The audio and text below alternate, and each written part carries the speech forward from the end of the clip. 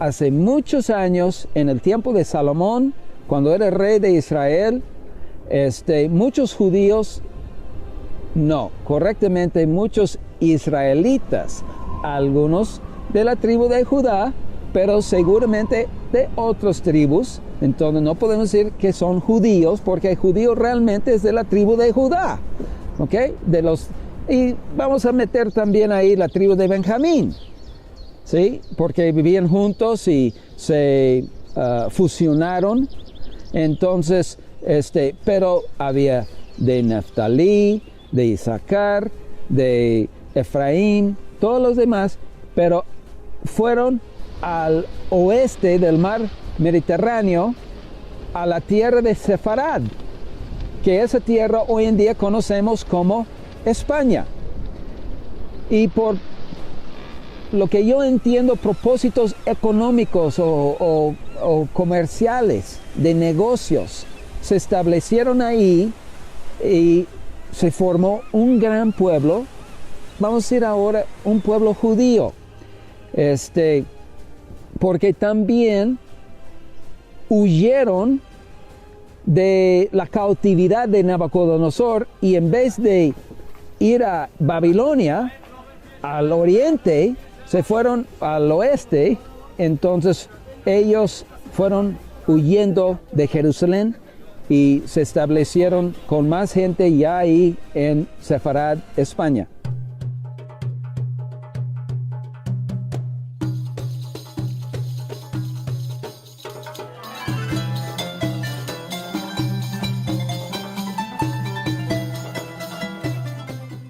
A los judíos que llegaron más o menos unos 2 siglos antes de la época de nuestro Señor Jesucristo a España o a la península ibérica, ellos llamaron a ese lugar Sefarat, porque en el libro de Abdías, en el capítulo 1:20, se hablaba precisamente de los que están en Sefarat, que volverían a las tierras que Dios les prometió.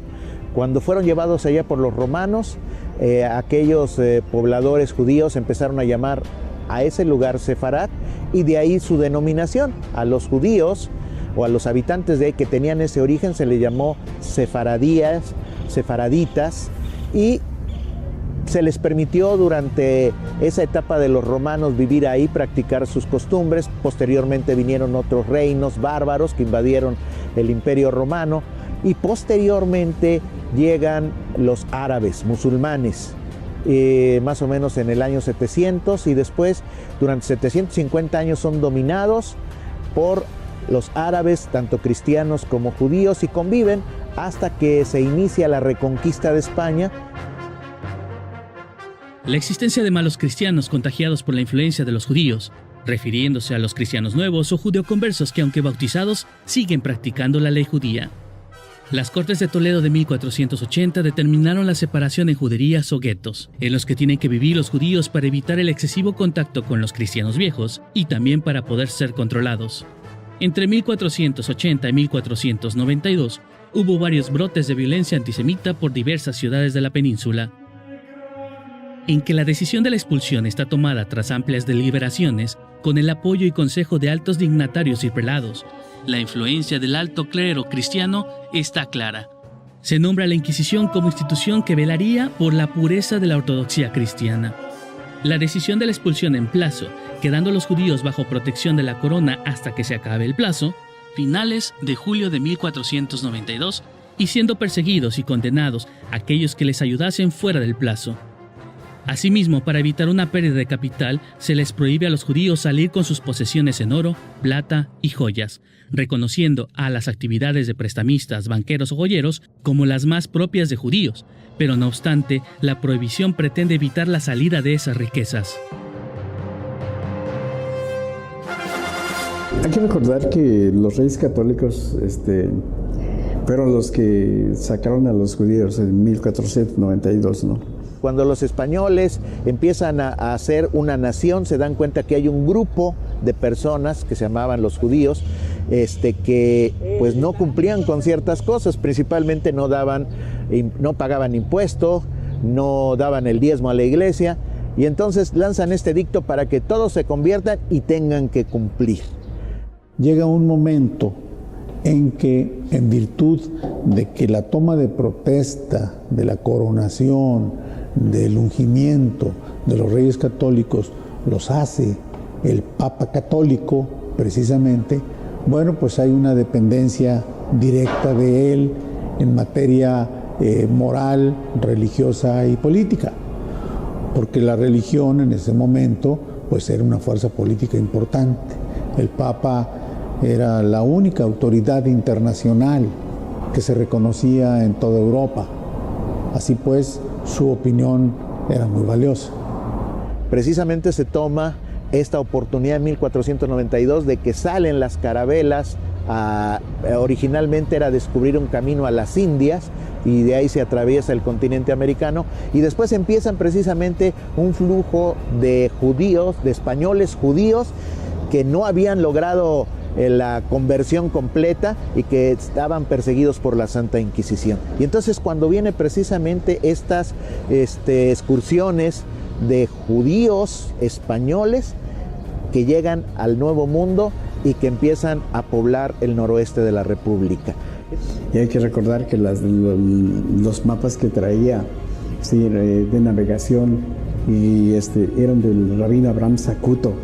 Sí, y también el astrolabio para conducirse en el mar, sí, lo traía, eran inventos de judíos, ¿no?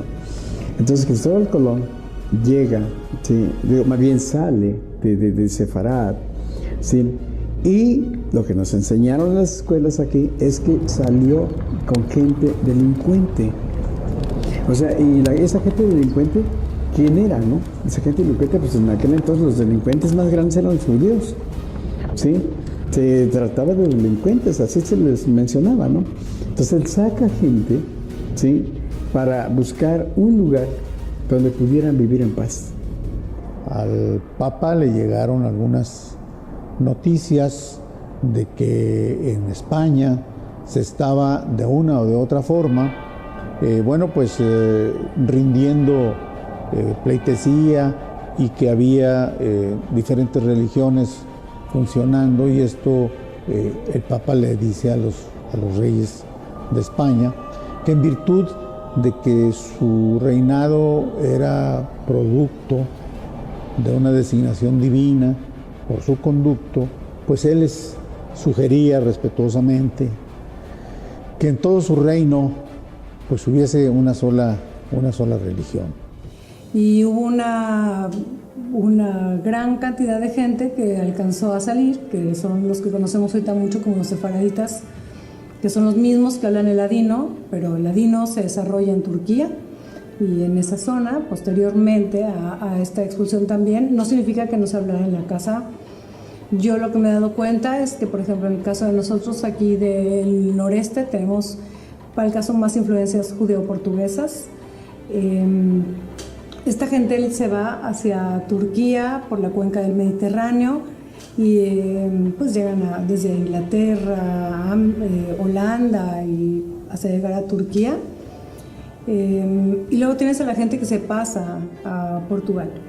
Y en esta llegada a Portugal, por ejemplo, en el caso de los Carvajales, estamos hablando que viven en la raya de Portugal. La raya es la frontera de Portugal. Y esta gente que vive y que durante siglos estuvieron moviéndose entre esta pequeña distancia que hay entre España y Portugal, y que son estas mismas familias las que habitan esta zona, al darse este caso ellos se van a Portugal, pero desafortunadamente muy pocos años después el rey de Portugal los obliga a convertirse, ya no les da ni siquiera la opción, sino los convierte forzosamente. De hecho hay un día en que les dice, los podemos ver ahí cerca en el puerto para que puedan salir. Cerca de 20,000 judíos llegan y los agarran y los convierten y les echan agua bendita y se hace una conversión forzosa. Yo creo que este momento es determinante porque esta comunidad que va a llegar al noreste de México, esta comunidad es una comunidad que durante muchos años preparó esa llegada, ese escape, ¿no? Y que no se sentía convertidas. Por eso se convierten en criptojudíos. En el día en que se terminaba el plazo allá en España, para que los judíos o se convirtieran o salieran del país, del reino, no del país, sino del reino de España.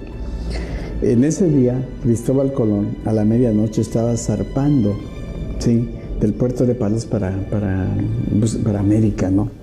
Son tantos años de que las cosas estuvieron tapadas. Particularmente yo creo que Cristóbal Colón era judío.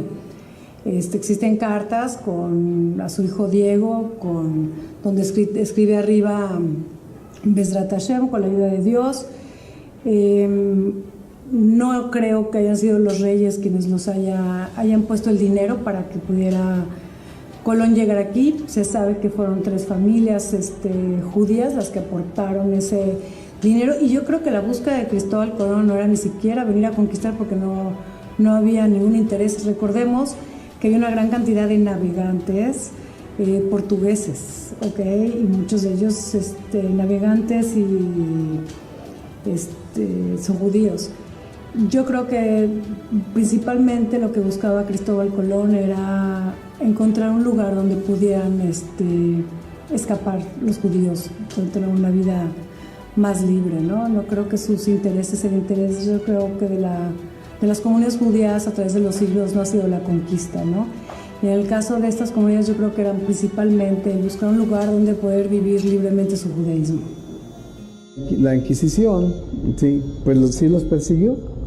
Y de hecho, por ejemplo, tenemos aquí en Veracruz cómo llegaban en aquel entonces, y creo que hay un monumento en el malecón en Veracruz, sí, que ya se inauguró, y creo que vino uno de los embajadores a inaugurarlo, sí, porque llegaron a Veracruz, pero en Veracruz no podían estar, sí. Y luego el nombre que le dan precisamente los conquistadores y todo lo demás, pues es la Veracruz, que dicen que fue hecho una cruz con uno de los mástiles que Hernán Cortés hundió o quemó, ¿no? Entonces, de uno de los barcos que Hernán Cortés quemó, ¿no? Pero de ahí se van, ¿sí? No se quedan en Veracruz, se van mucho a Monterrey. Y hay que ver que Monterrey, incluso el nombre, Monterrey, Monte del Rey, ¿sí? Allá llegó la familia Carvajal. Sí, y la familia Carvajal pues, fueron gobernadores de Nuevo León, del León de Judá. Desde el año de la conquista llegan los primeros judíos aquí a México, como en el caso de la familia Carvajal. ¿Cómo fue? Bueno, pues muchas familias llegaron aquí ya conversas, así se les llama. Las familias conversas son aquellas que eran familias judías que se convirtieron al catolicismo por la Santa Inquisición. Entonces llegan aquí a México y entre ellos nos encontramos, por ejemplo, familias con apellidos como Hernández, Alonso, Carvajal, Garza, Gómez, Machado, Pérez, San Vicente, Ramírez, Rodríguez, Rojas, Torres, Treviño, entre otros. Son apellidos de familias conversas que llegan de España. Entonces, algunas regresan a sus orígenes del judaísmo y la mayoría no. Como ven ustedes, son apellidos que conocemos mucho aquí en México. Son apellidos de corte sefardí, que sefarad es España en hebreo, entonces son apellidos sefarditas. Por eso en la comunidad judía encontramos aquí en México, por ejemplo, judíos sefaraditas o españoles, judíos que vienen de los países del Medio Oriente y judíos que vienen del centro de Europa. Detrás de esta historia hay algo que muchas personas no conocen. Español, Alberto del Canto, junto con Diego de Montemayor y Luis de Carvajal, son personajes que no tan solo vinieron a conquistar el noroeste de la República, sino que traían algo más. A ellos se les denominó criptojudíos, judíos en secreto. El criptojudaísmo es algo que practicaron los judíos durante mucho tiempo porque tenían que guardar en secreto su judaísmo, ¿no? Entonces llevaban a cabo, por ejemplo, moría una persona y pues no podían llevar a cabo todos los rituales, como que fuera en tierra virgen, como que fuera de una manera inmediata el entierro, la cuestión de la limpieza del cuerpo. Entonces, pues hacían lo que podían. Realmente podríamos pensar también, por ejemplo, pues obviamente las circuncisiones. Hubo gente que siguió haciendo circuncisiones, pero la circuncisión estaba prohibida. Y sin embargo tenemos presencia de eso, ¿no? Las endogamias, que son los casamientos entre familias. Aquí es algo que es impresionante. Las familias se casaron hasta el día de hoy, hasta hace 1 o 2 generaciones, seguían casándose entre familias tal vez no sabían que era por la cuestión judía, pero saben, hay que casarnos con los nuestros, digamos, ¿no? O como te dice la gente aquí de Nuevo León, ¿no? Es que eres de aquí. Hay una anécdota muy interesante donde un cura y su capellán de la iglesia católica de una población del norte de México, pues resulta que terminan la misa, terminan la reunión y se va a su casa, y ahí realizan, después de fijarse que no haya ahora sí que moros en la costa, realizan la Pascua para ellos de manera muy oculta. Se bajan a un sótano, ahí la persona que pues estaba de capellán se quita su vestimenta, la pisa y después hace una oración pidiéndole al Dios de Abraham, de Isaac y de Jacob que le perdone por haber llevado esa actividad.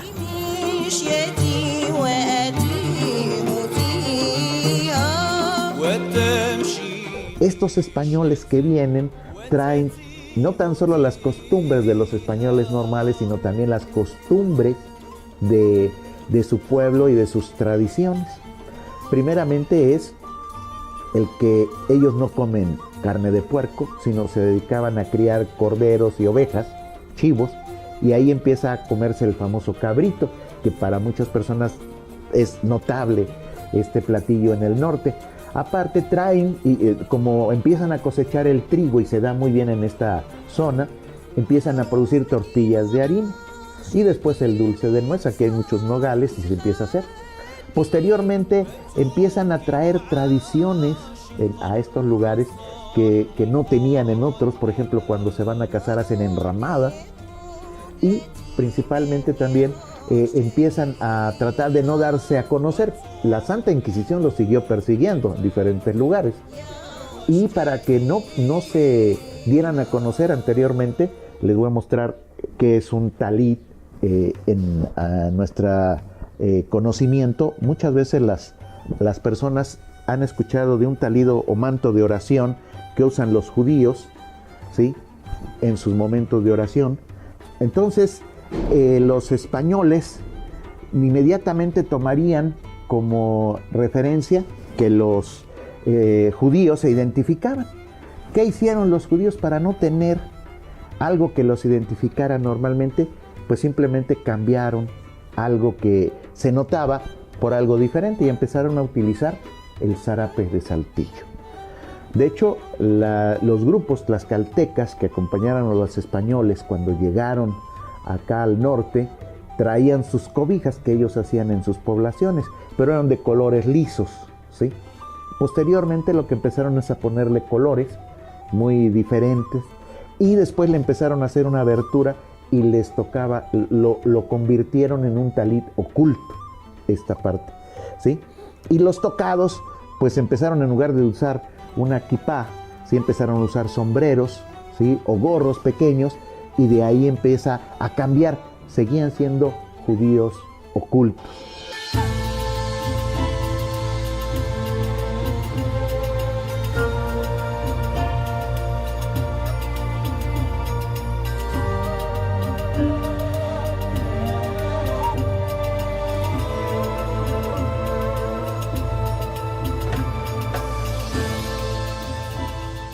En las juderías de Tudela, en el año de 1537, nace un personaje que sería muy importante para la Nueva España, específicamente para lo que después fue el nuevo Reino de León, al que nos vamos a referir en estos próximos minutos.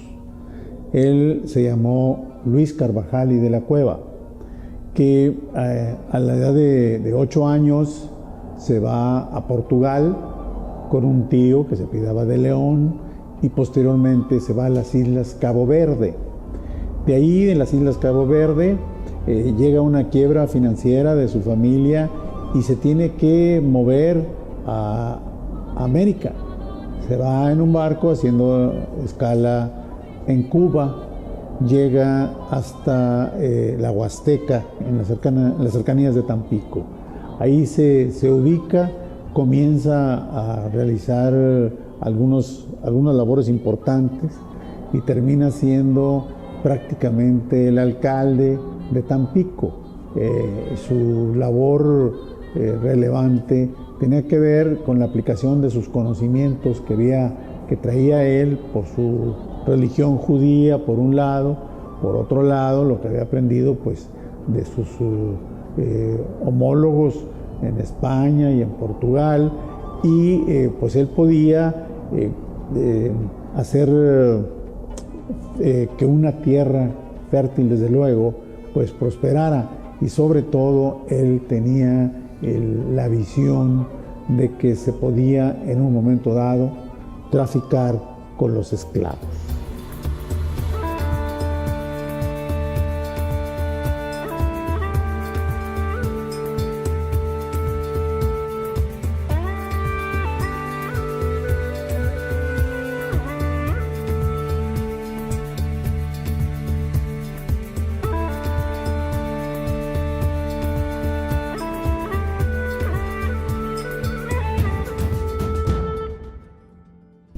Lo interesante de esto es que Carvajal y de la Cueva tuvo un papel muy importante. La región, con su capacidad, su empuje, sus conocimientos y su liderazgo, hizo que la región prosperara, tuviese diversas áreas relevantes.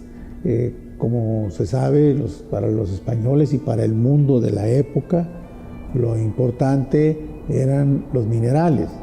Así pues, lo que es ahora Cerralbo, pues allá en las minas de San Gregorio se instaló un buen tiempo, y de ahí estaba, digamos, la capital por un tiempo determinado, y Carvajal y de la Cueva estuvo viajando por buena parte del nuevo Reino de León, lo cual hizo que hubiesen algunas cosas no muy agradables para la corona, como que había cierto tráfico de esclavos, se esclavizaba a los indígenas que pescaban o que atrapaban, los llevaban a los puertos para posteriormente hacer negocio con ellos, venderlos. Y lo más grave, hasta donde se tiene conocimiento, es que tal vez no él, pero sí su familia estaban profesando la religión mosaica. No estaban, eran católicos conversos, pero pero no eran de veras, no eran en serio. Y por tanto, pues llegó la queja hasta la Inquisición. Llega la Inquisición, que era una de la institución más fuerte que combatía ese tipo de prácticas. Sorprenden por ahí algún familiar de él y los apresan a él y a toda su familia, y termina Carvajal y de la Cueva muriendo precisamente preso en la cárcel. Esta es una historia muy interesante. Es un hombre que hace muchas cosas, que nos deja grandes conocimientos, y sobre todo que trae instalando en esta parte de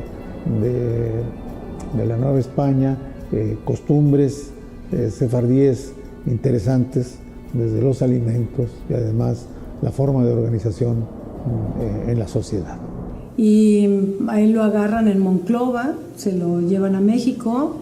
Eso de que murió de tristeza, no sé, o sea, no creo que haya muerto de tristeza.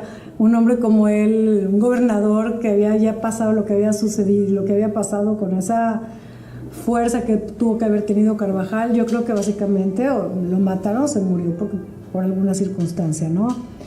Y lo interesante aquí es que la familia de él posteriormente es asesinada en un auto de fe en 1596, ¿no? El 8 de diciembre. ¿Y por qué se quieren acabar con los Carvajales?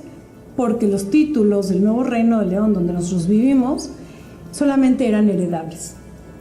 Y lo más seguro es que hubieran ido directamente a Luis de Carvajal el Mozo, quien escribe Joseph Lumbroso, quien escribe los manuscritos.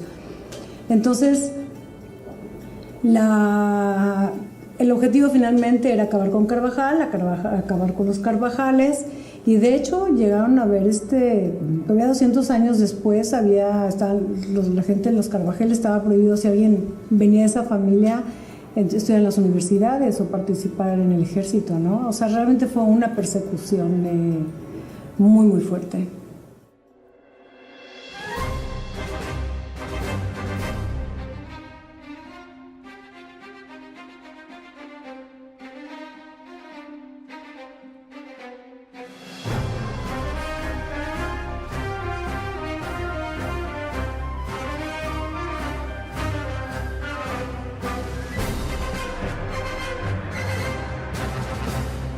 La ciudad de Saltillo fue fundada originalmente, según los datos oficiales, en 1577 por un capitán del ejército español de origen portugués, Alberto del Canto.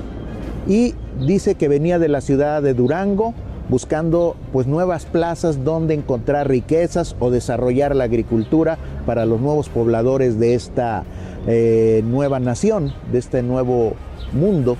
Y algunas personas relatan que anteriormente había llegado otro oficial del ejército español, Francisco de Urdiñola, pero lo único que había establecido era un presidio, o sea, una cárcel para traer a los que no estaban de acuerdo con el gobierno. Pero oficialmente, el 25 de julio de 1577, Alberto del Canto funda la villa de Santiago de Saltillo, ¿sí?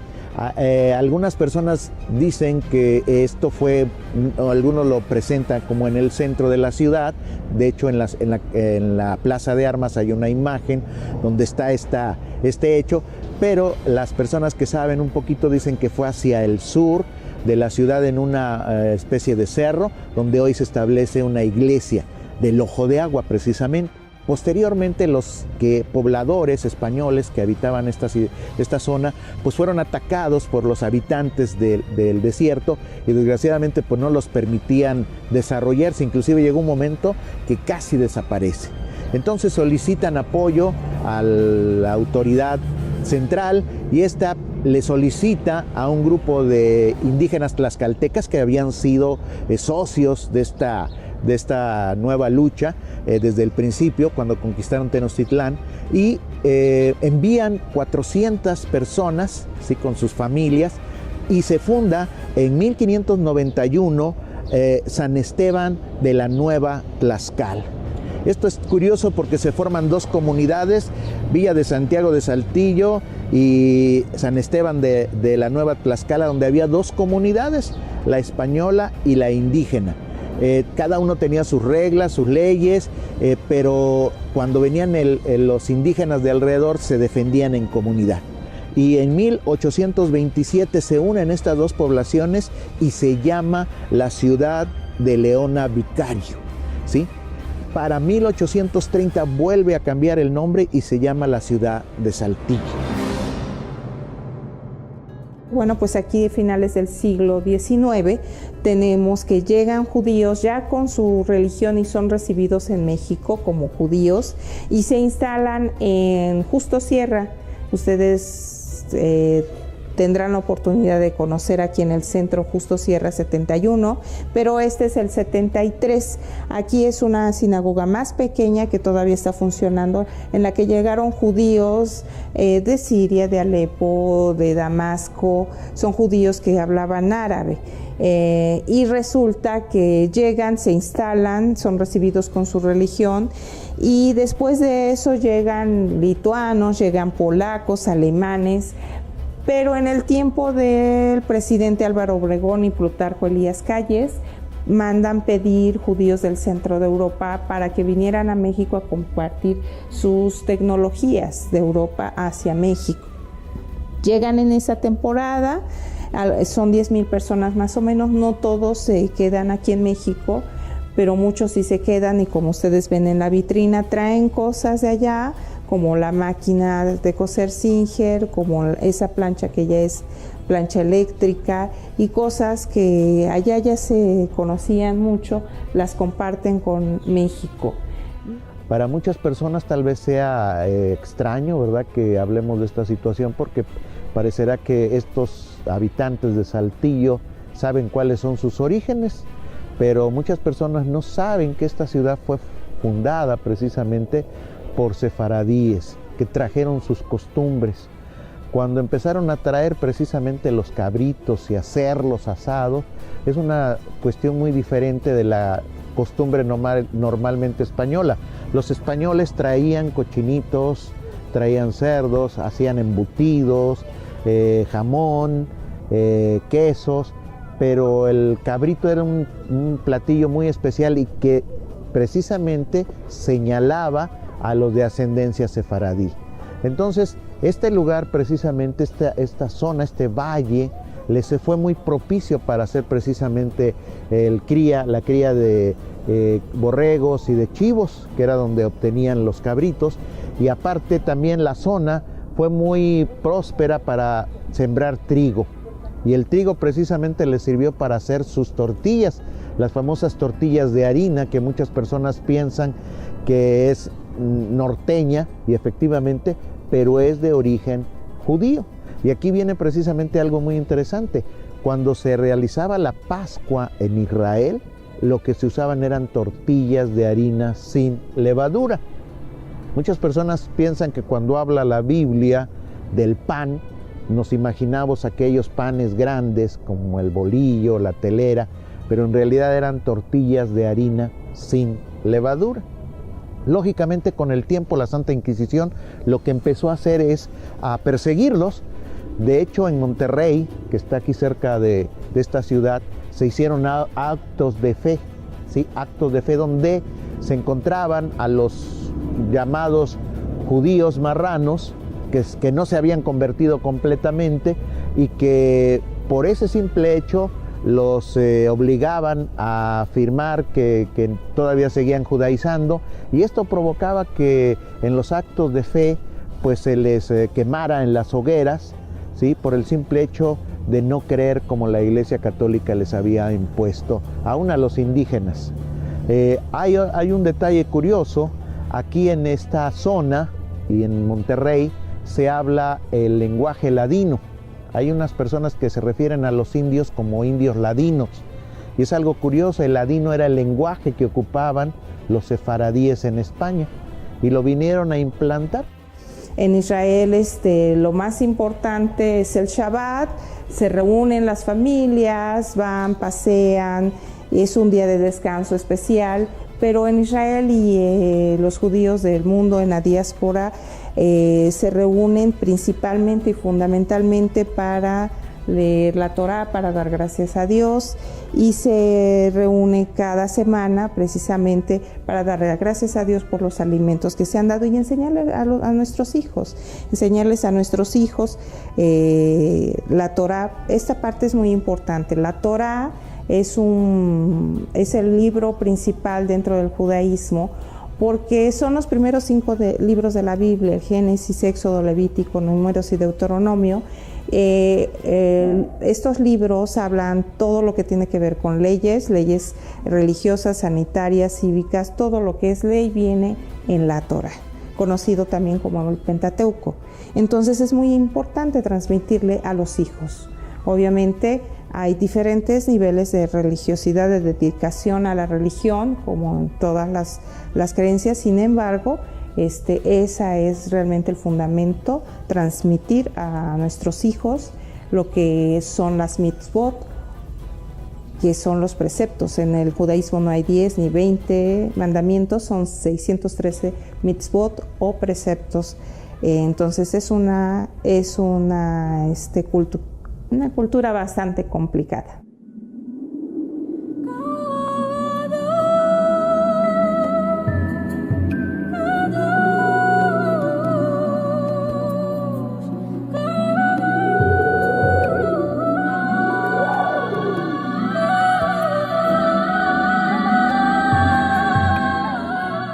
Esta sinagoga está realmente llena de historias. Nos sorprende porque cuando uno va pasando por fuera no se imagina lo que va a encontrar adentro. Tiene una fachada de tezontle y cantera, como si fuera colonial, aunque no es colonial, es lo que se llama neocolonial, que fue un esfuerzo del gobierno mexicano por recuperar la arquitectura, la imagen mexicana de esta ciudad después de la Revolución. Y en el caso de esta sinagoga cumple con esa función, aunque no era ese su objetivo, pero se mezcla con los edificios de la zona. Pero ya que entra uno, además de que se encuentra con una fachada interior que no tiene nada que ver, ya el interior de la sinagoga pues es un lugar muy al estilo de las sinagogas de Europa Oriental. ¿Y por qué es esto? Porque los judíos que la hicieron venían de esos países, venían de Polonia, de Lituania, de Rusia, de Ucrania, y lo que querían era rodearse por algo que les era familiar.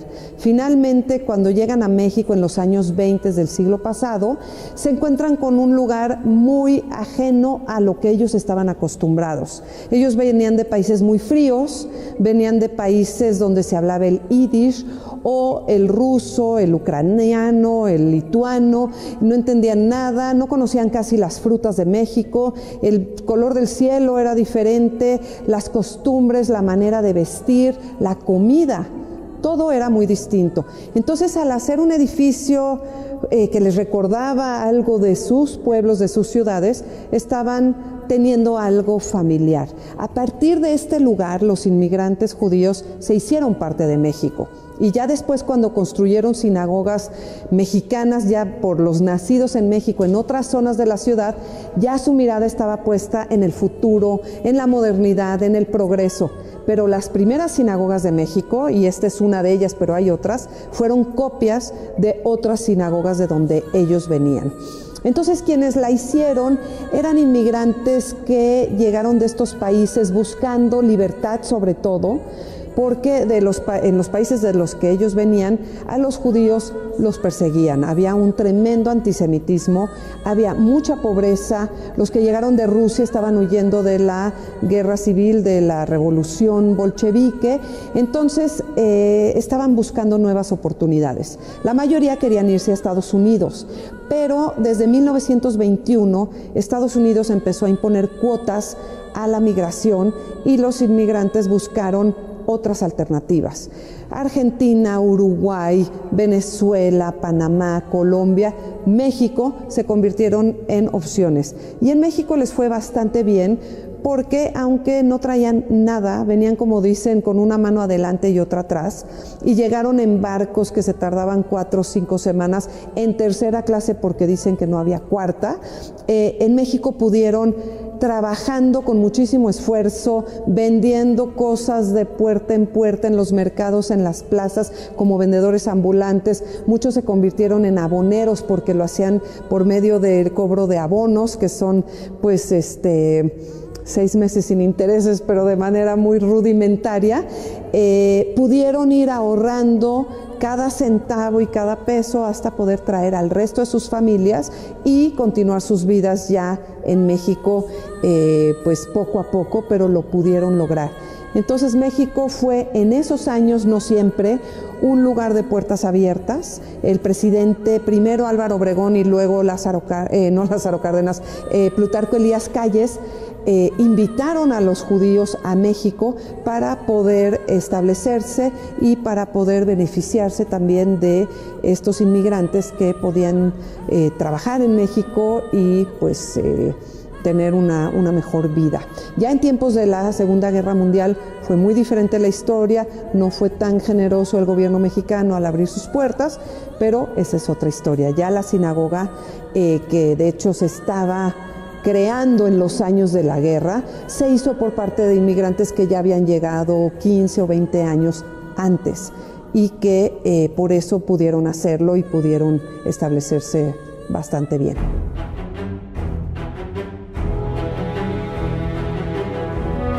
Y todas esas fotografías que ustedes ven son de esas generaciones reales. Llegaron a México muy contentos porque México era un paraíso, ya que en el centro de Europa, en los parques, por ejemplo, estaban las bancas y decían se prohíbe perros negros y judíos. Entonces imagínense llegar a México, que nos recibiera con los brazos abiertos y poder trabajar libremente, que sus niños pudieran ir a las escuelas públicas, etcétera. Fue una cosa realmente fantástica para el judío que llegó aquí a México, y por eso pues vestidos de charros y todos los trajes típicos mexicanos era un orgullo, ¿verdad? Y así es como podemos encontrar todas estas fotografías. De aquel lado ustedes van a encontrar algunos documentos de gente que llegó de allá, de algún campo de concentración. También hay una carta. De hecho, aquí tenemos un pensamiento de Ana Frank. Imagínense, 6 millones de judíos en el Holocausto mueren. Por ejemplo, el Estadio Azteca. Siempre dice nuestra presidenta, el Estadio Azteca es un lugar que hay muchísima gente, ¿no? ¿Cuánta gente cabe? 100,000 personas. Imagínense 6 millones, realmente es un número realmente impresionante. Por eso se dedica a la Flama Perpetua, donde está a todos estas pérdidas de personas, de familias, etcétera, y se dedica con el pensamiento de Ana Frank, que dice, a pesar de todo, sigo creyendo que la gente es buena en el fondo, imagínense. Bueno, pues fue el Holocausto, ha sido el peor genocidio de la historia. Han habido muchos y ninguno tiene nada de positivo, todos son genocidios, son masacres, pero creo que no ha existido ninguno de la dimensión del genocidio nazi en contra de los judíos. Ahí de lo que se trataba era de borrar al pueblo judío de la faz de la tierra. Ya tenían hasta el edificio que iba a ser asignado para museo de los judíos, para que la gente supiera que alguna vez existió un pueblo, ¿no? Por suerte no pudieron con eso, pero sí acabaron con 6 millones de judíos, más otros millones de muchos otros pueblos, ¿no? Con los que tuvieron masacres tremendas, pero en el caso judío sí la idea era terminar por completo con este pueblo. Entonces no hay nada que se pueda comparar, y bueno, lo triste es que no hemos aprendido nada, porque ahorita sigue habiendo genocidios mientras estamos hablando en este momento, ¿no? Pero bueno, en el caso judío, precisamente el día de esta grabación, ayer, se conmemora un año más de la Shoah, del Holocausto judío, Y cabe mencionar que cuando se inaugura esta sinagoga en 1941, eran los años de la guerra. Por un lado, están acabando con la memoria judía en Europa, o están intentando terminar, mientras que en México son años de florecimiento institucional, porque no solo nace esta sinagoga, sino que varias escuelas se fundan de la comunidad judía. En el año 42 el Colegio Tarut, el Colegio Montesinay, en el 43 el Colegio Hebreo Sefaradí, el Colegio Yavne, otras sinagogas como la comunidad sefaradí fundó su sinagoga en el año 42, o sea, son años de florecimiento en México, pero en Europa pues eran años totalmente oscuros.